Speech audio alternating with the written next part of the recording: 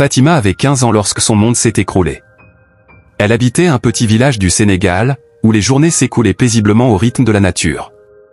Son père, un homme respecté de la communauté, était souvent absent pour des affaires. C'est ainsi qu'un jour, alors qu'elle était seule à la maison, un ami de son père est venu lui rendre visite. Mamadou, c'était son nom, était un homme que Fatima connaissait depuis toujours. Elle l'avait toujours considéré comme un oncle. Ce jour-là, il avait l'air plus insistant que d'habitude. Il a commencé à lui faire des avances, des remarques déplacées. Fatima, mal à l'aise, a tenté de le repousser. Mais Mamadou n'a pas écouté. Il l'a violée.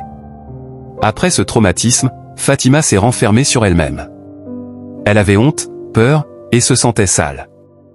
Elle n'a rien dit à personne, pas même à sa mère. Dans sa culture, la honte liée à un tel événement était immense, et elle craignait d'être rejetée par sa famille et sa communauté. Les jours, les semaines passèrent. Fatima se sentait de plus en plus isolée. Elle avait des cauchemars récurrents, et son corps portait les stigmates de cette agression. Elle s'est mise à détester son corps, à se blâmer pour ce qui lui était arrivé.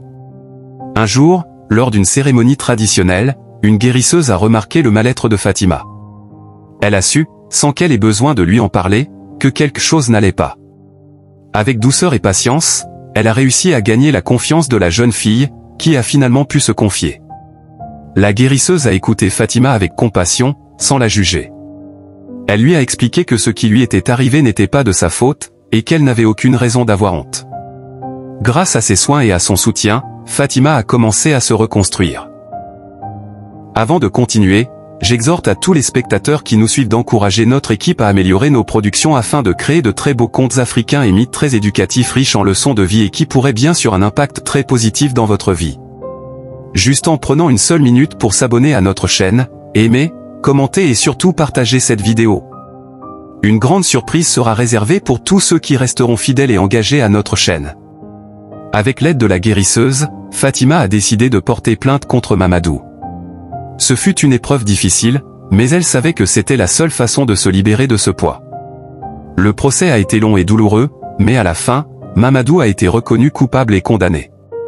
L'histoire de Fatima a eu un retentissement important dans le village. Elle a permis d'ouvrir un débat sur les violences sexuelles, un sujet tabou dans la communauté. De nombreuses femmes ont trouvé le courage de parler de leurs propres expériences, et des associations ont été créées pour les soutenir. Fatima est devenue un symbole de la lutte contre les violences faites aux femmes. Son parcours a inspiré de nombreuses jeunes filles à ne plus se taire et à dénoncer les injustices. Elle a compris que le silence était le pire ennemi, et qu'en parlant, elle avait non seulement libéré sa propre douleur, mais avait aussi permis à d'autres de trouver la force de se relever.